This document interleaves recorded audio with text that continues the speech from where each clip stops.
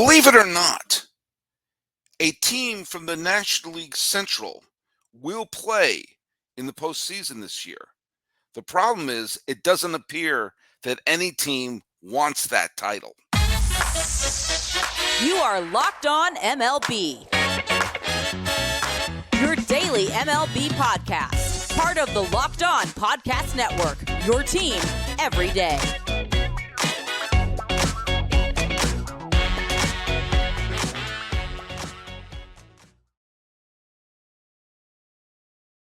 Hello, baseball fans. Welcome to Locked On MLB, part of the Locked On Podcast Network, where it's your team every day. This is a daily podcast. We talk about all of Major League Baseball. I am your host, Paul Francis Sullivan. There's my lower third. You can call me Sully. I am an Emmy-nominated television producer who has been a baseball podcaster for the last decade or so, and I've been here at the Locked On Podcast Network for the last 5 seasons. That's right. Today we are going to be covering the National League Central, which is bizarre because the entire division is in free fall. And quite frankly, at least one team is going to be the National League Central champion this year. And 4 other teams are going to look around and think, you know, we could have won that. Follow us at Locked On MLB Pods on Twitter or on Instagram. You can subscribe to us on YouTube. And please hit like. Got to build up the old, what's it called, the algorithm. We're big into the algorithm. And by the way, another thing we're going to do today, if you listen to us every single day, and you or at least listen to all the shows, you may not have to, you may load up on a few over the weekend. And please put a hashtag Everyday Sully and write to us on the Instagram, on the Twitter, on the YouTubes, all those different places. And you can listen to the other great shows on the Locked On Podcast Network. It's your team every day there. Great couple of really great episodes from Locked On Cubs, Locked On Pirates, and Locked On Yankees that I've been listening to just today. So check it out. Well, look at I've talked about it before, but I want to go a little more in depth because it's getting comical. It is absolutely getting comical. Let's just start with the Pirates, shall we?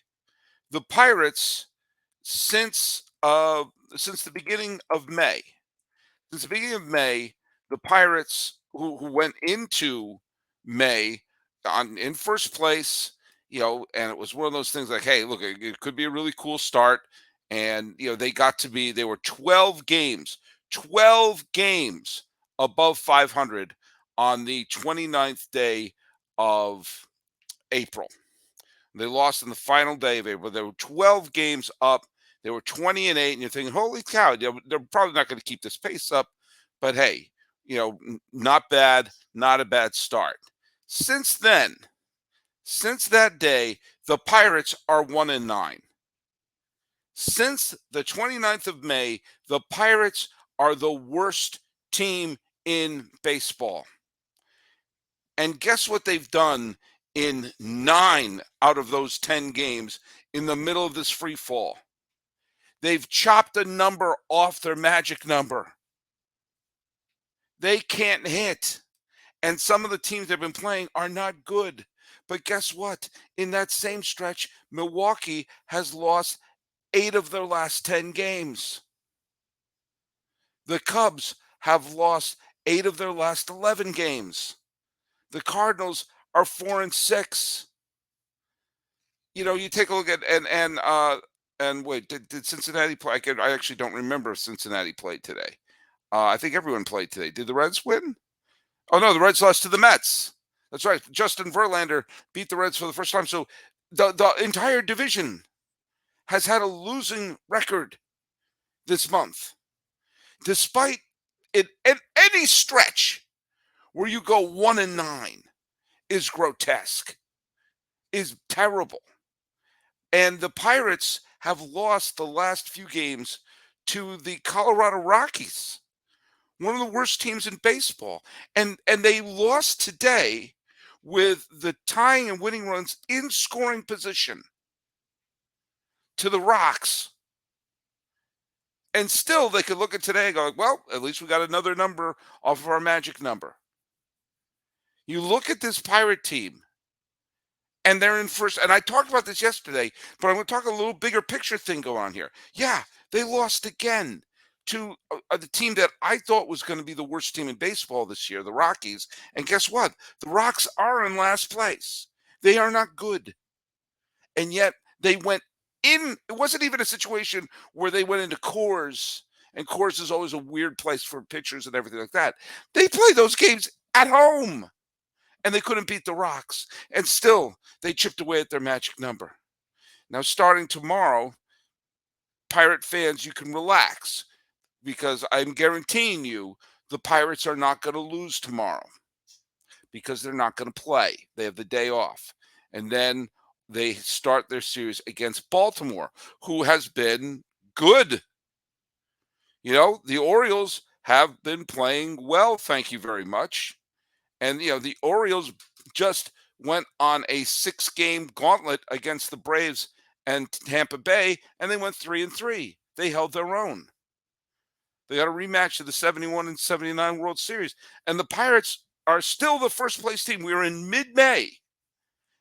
And they've done everything in their power to hand the division back. I've talked about this before when we did our NL Central the preview. And I said the Cardinals looked like the only team that was trying.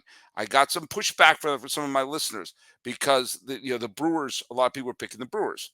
I made the point that the Brewers got off to a bad start. They were going to trade Corbin Burns and probably a couple other people who were going to be pending free agents. So only one team was focused on this season as a contender wire to wire, and that was St. Louis. Now, St. Louis managed to win a series against the Cubs. So the first time all year they won game one of a series, and they did that on Monday against the Cubbies. And then, today they won game two. So they actually won a series. And so they had a chance to put their foot down, and they had Jordan Montgomery, who has been one of their best pitchers, maybe get a sweep, because if you're trying to make up all these games, well, they fell 10 games back, you're going to have to sweep a few. And so I had Montgomery on the hill, and what happened? And they took an early 2-0 lead, and then the doors were blown off the dump. The Wisdom hit a big home run. The Cubs went on a big rally. They won 10-4. It was a CB game. It was a classic Dukes of Hazzard game. 10-4, good buddy. Got to update my references. And so the Cardinals couldn't get the hold of a sweep, but they won the series. So, good for St. Louis. And like the Pirates, they're not going to lose on Thursday. Why? Because they're not playing. But then St. Louis is going to be playing the Red Sox. And the Red Sox, who just won their game against the Braves, they've been up and down. They went on a great winning streak. They got a little rusty, but we'll see. We'll see. This is going to be a test for St. Louis. This is going to throw Adam Wainwright in another turn back the clock night for the St. Louis Cardinals. And by the way, go listen to Locked On Cardinals if you want to hear very depressed fans, because the fact of the matter is, despite the fact that they took two slumping teams, the Cubs and the Cardinals, faced off. So, unless a meteor hit Earth, one of those teams was going to win that series. It just so happened the Cardinals won, but they couldn't pull off the sweep. And this doesn't, just because they beat a struggling Cubs team, and I'll get to them in section 2, doesn't mean that, all right, the Cardinals things are looking good. Things are looking good in St. Louis. No, they've still lost 7 of their last 10 games. They're still 8 games behind first place Pittsburgh, despite the fact that Pittsburgh has basically done everything but put out a welcome mat for a team to take over first place. Go listen to JD and Locked On Cardinals if you want to hear some depressed people talk about this team.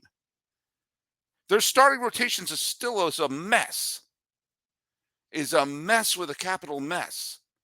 And the team seems to be constructed in an odd way. And it doesn't look like a team that can get the big moment. And I will contend that if the Cubs didn't hand over a game earlier in this week, they may have lost this series too. So look at, the Cardinals, it was good for them for winning a series. They're still playing sub 350 ball. They still need to dust themselves off. And guess what?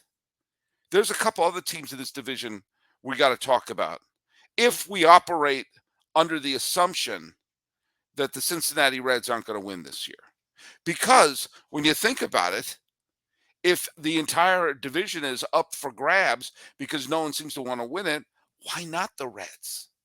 But anyway, we'll talk a little bit about that in the second half. But right now, I want to talk to you a little bit about what? We're going to talk a little bit about, say it with me, Gametime. Now, I've actually used my Gametime app because I wanted to buy tickets to what will probably be the last ever Oakland A's game. Although that's going to be a topic on yet another episode because what the heck is going on with that? But in other words, I don't know, but I do know the A's are going to be playing on the 24th day of September, and I use Gametime to get the tickets. Buying tickets to your favorite events shouldn't be stressful. Now, I happen to plan far in advance to get my tickets, but you know what? Sometimes you want those fast deals. Sometimes you want to see what deals are up and available that you weren't expecting. Gametime is the fast and easiest way to buy tickets for all the sports, music, comedy, and theater near you. With killer deals on last-minute tickets, you can get the best price guarantee, and you can stop stressing over the tickets and start getting stressed when you're watching the darn game. Now, look at, I planned far in advance for the A's tickets, but you got great deals day of the event, flash deals on football, basketball, baseball, concert, comedy, all of it.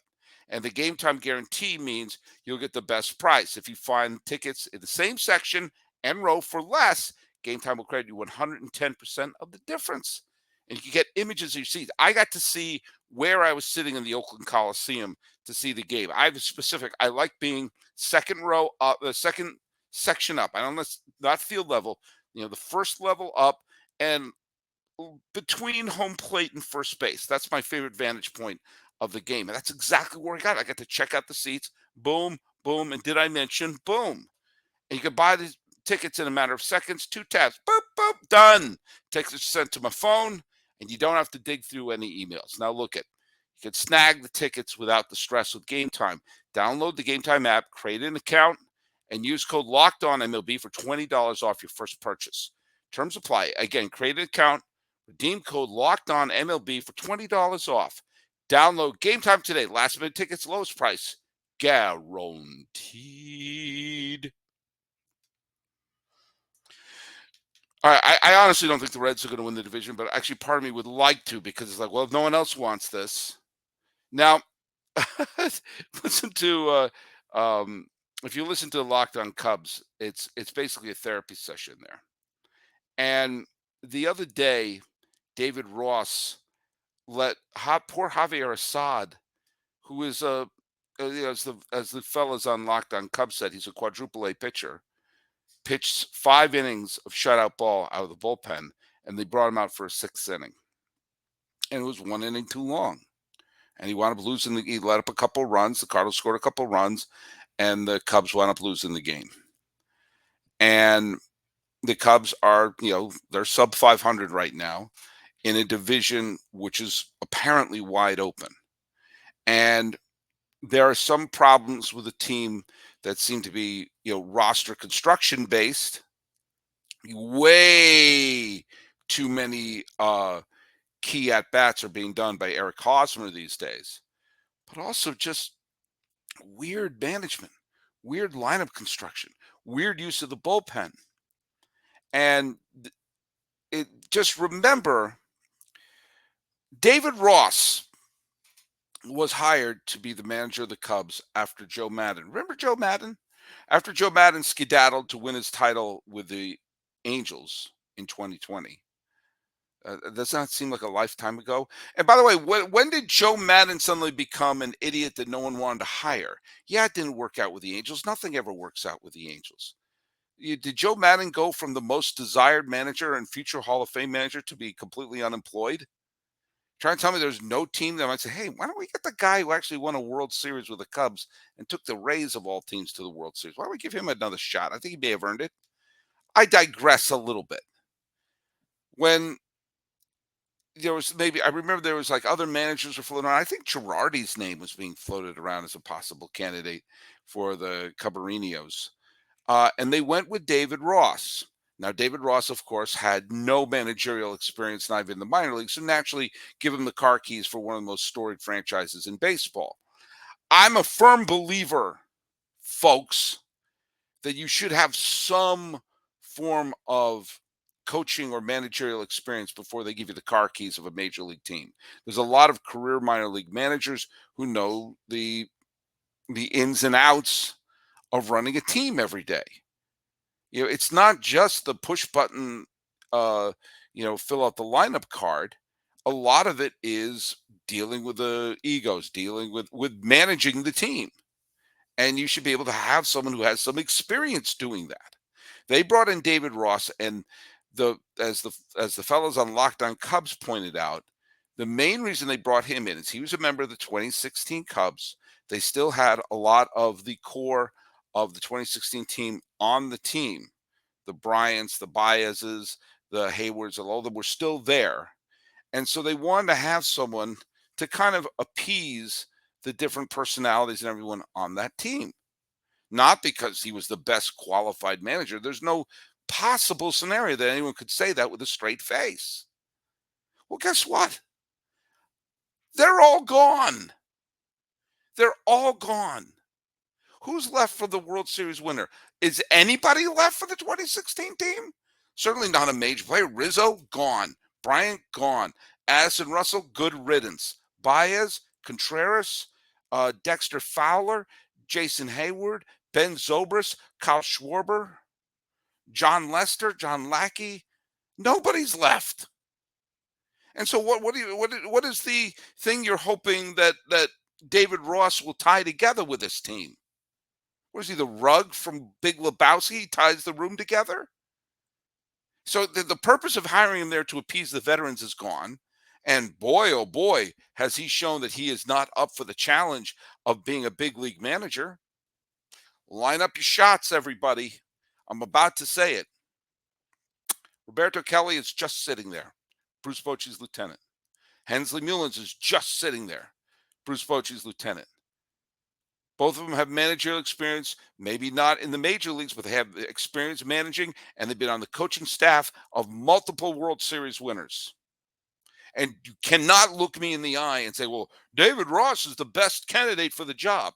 If you say that, I'm sorry. You're either a liar or you're delusional. And he's demonstrated he's not up for the job. And this is a winnable division because no one else seems to want it. So why keep a manager who's not working? If we learned nothing over the last few years, especially what happened with Philadelphia last year, make the change earlier rather than later. I absolutely believe that if the White Sox got Tony La Russa out of there and did it with some sort of dignity, said, "Oh, he's 108 years old," you could have said, "Well, do you know what? They could have framed it in a way of the day in day out travel, da da da da da. He's going to be the vice president of Beans and Franks or Franks and Beans, and we're going to put." Was it Miguel Cairo or someone as the manager of the team? I think they would have won the division, or at least would have been contending further than they did. It's not working with David Ross, and it's not, he's been there 2020, okay, truncated season 21, 22. This will be his third full season with the team. Yes, they pulled the rug out from under him in 2021 where they traded everything that wasn't nailed down. But he's still shown he's not up for the challenge. Or maybe he will be, but not with this team. I will scream till I'm blue in the face that someone's got to give Roberto Kelly or Hensley Bam Bam Mullins their shot. Because what else are we talking about here? Which brings us to the Brewers, who should be the one overtaking the Pirates right now. As the Pirates drop 9 out of 10, it should be the Brewers, but they haven't done any better either. Now, look at their loss today was to Los Angeles and Clayton Kershaw. So it's not like they lost to, I don't know, a bad team. Like, let's just pick a wild one, like the Rockies. But you're seeing that they need their offense needs a little jolt. They need another right-handed bat because left-handed pitchers keep killing them. If I were a team playing the Brewers, I would just bring up every left-hander I have in the system. I can't hit a left-handed bat. It's unbelievable.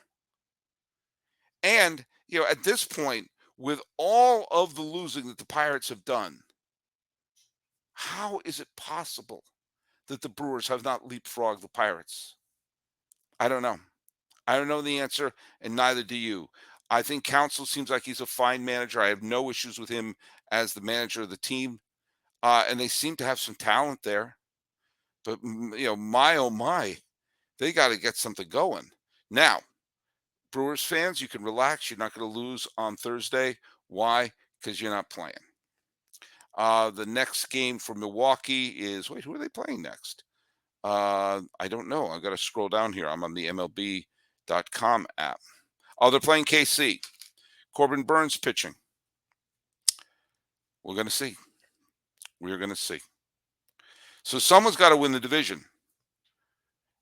Or will it be someone will not lose the division? I'm not sure. But one thing I do know is that it's currently time to talk about, say it with me, Sorare. Now, our new sponsor, Sorare, is a revolutionary fantasy baseball game and marketplace, transforming fans into owners with officially licensed digital cards featuring players from across all 30 teams, major league teams. Unlike other fantasy baseball platforms, Sorare managers truly own their fantasy experience, collecting, buying, selling, competing with other player cards against global opponents to win epic rewards. Win or lose, you still own your cards, and there's no cost to play. Plus, the more you win, the more you advance, collecting increasingly powerful cards and accessing next level competitions and rewards. And Sorare has recently partnered with MLB All-Stars Julio Rodriguez and Juan Soto to serve as brand ambassadors. Both are featured in Sorare's current brand campaign, will engage with the Sorare community throughout the season at Major League Baseball events. Sorare MLB game weeks happen twice weekly and span a 3 to 4 day cycle. At the end of game weeks, Sorare Major League managers who rank near or at the top of the leaderboards can win a variety of rewards, which can include Sorare scarcity cards, game tickets, merchandise, signed jersey, VIP experience meeting MLB stars. Prizes may depend on the competition. So head to sorare.com/locked on. That's SORARE.com to draft your team of free player cards to set your lineup and start competing today to win epic rewards. Again, that's sorare.com/locked on to start playing today. I would like to see what happens. We'll see. We'll see what happens in the Central. It just doesn't seem like any team wants it. And I feel like right now, if you need to make a managerial change, make it now. If you need to make a trade, like the Brewers getting a right-handed bat, do it right now. Because I would think you would rather have the whole season, or like you'd have like 2/3 of the season with that problem fixed, instead of waiting toward, letting the season ferment. I would just, if I were any one of those teams, Pirates, Cubs, Cardinals, Brewers, hell, even the Reds, take a good long look at your team and say, what do we need? What do we need? What's the one thing that could make us better right now, and make a move now? Fix that problem now, and then move on. Hey, I want to just do this quickly because I said that if you are following us and if you're following us each day, put in the hashtag Everyday Sully. Where'd that go? Where's my banner? Where's my banner? There it is. Put Everyday Sully in a tweet or a Instagram post. I'm going to read a couple of them. I've got some ones. By the way, Chris Austin, my bearded Cincinnati Red fan buddy. Chris Austin, who's at Christopher AAU2. And he's been a tremendous fan. He went back to the Sully. He writes, I've been on the River Sully. That's what I call listening to me. Been on the River Sully since 2016. And that's right. You've been there for a while, Chris. You're my buddy. So we've never met, but yeah, he's my buddy online here. So glad you moved over to Locked On MLB Pods. Not going to lie to you, I don't listen every day, but I listen to every episode. Does that make me an everyday Sully? You're darn right it does. You're darn right it does. I said, love to hear your thoughts on Orlando. What do you think of the seed? Do you prefer the Rays move there or an expansion franchise? Do you think it's a viable market anyway? Thanks, nothing but love from South Indiana. You bet, Chris. Hey, I'm going to cover that in an upcoming episode, and we may do a whole thing regarding the Rays. I don't want the Rays to move. I think it can work in Tampa Bay. But we'll see. We'll go to that into great depth, so don't worry about that. Daphne Dela Cruz, who's at Daphne by Design on Twitter. Sully, I'm a Yankee fan living in Tennessee. Where in Tennessee? Are you near Nashville? Do you want to see a team in Nashville? I've been listening since you started with Locked On MLB Pods. Thanks for your hard work. Keep it up. Thanks, Daphne. Yeah, I'd love to see a team in Tennessee. I saw a minor league game. I saw a Nashville Sounds game there. It was fantastic. Superfly, which is Kluthner. Matchup today, Skechers battle between Wade Miley and Clayton Kershaw. You're a Sully every day. Absolutely. Brian Jones. Brian Jones is at B. Jones Digital 76. Okay. Everyday Sully. Brian in Baton Rouge. Astros fan since I spent my mid-'80s summer in the Astrodome yelling, Jose Cruz. Yep, Jose Cruz was a great star during those Astrodome days there. Wonder if you saw Kevin Bass. Kevin Bass went to my high school a couple of years ahead of me. I've met him a couple of times. Could not be a more pleasant guy. And then you have Brew Crew Manchu. I love that one. Say Sully, listener here in Appleton, Wisconsin. Started listening to you this year's away, getting back into baseball. You've been a huge help. And add a poetic lilt to baseball that I enjoy. I've never thought I'd be a man with a poetic lilt, but there you go. I'd be happy to do it. And of course, my dear friend Jeff Cohen, who's been a guest on the show. He's an everyday Sully. He said the Mets and Phillies will let the Braves run away with the NL East. Yeah, they are. Even with the Red Sox win today and the Mets, I can't believe it's gone that way. But anyway, thank you all for listening. Thank you all for being part of this podcast every day. Send me messages, and I will talk about. I'm going to try to talk a little bit about the Rays maybe being in Orlando, and of course Nashville. I've said before I don't want the A's to move, but I understand that they're probably going to. I've said over and over again I don't think that Las Vegas is a good place for a major league team. I think there are viable places like Nashville, Charlotte, Portland. I think it could work again in Montreal. I think it's a different situation. If you want to make a case for New Mexico, if you want to make a case for Austin, I'm listening. You want to make a case for New Orleans, I'm listening. I don't think it's going to work in Las Vegas. And the A's used to have a AAA team in Nashville. It just makes so much more sense to me to put the team in Nashville or put the team in Portland. And then if you're going to expand, you have those other markets to expand in. But what do I know? What I do know is I'm going to be doing a baseball podcast every day or as close to every day as I can. And Chris, don't worry. If you double up on listening to the shows, I'm still going to count you as an everyday Sully. So follow us at Locked On MLB Pods on Twitter or on Instagram. I'm your pal Sully at Sully Baseball on Twitter, Sully Baseball Podcast on Instagram. I'm wondering if anybody wants to win this NL Central. This has been Locked On MLB for the 11th day of May, 2023. I am your host, Paul Francis Sullivan. Please call me Sully.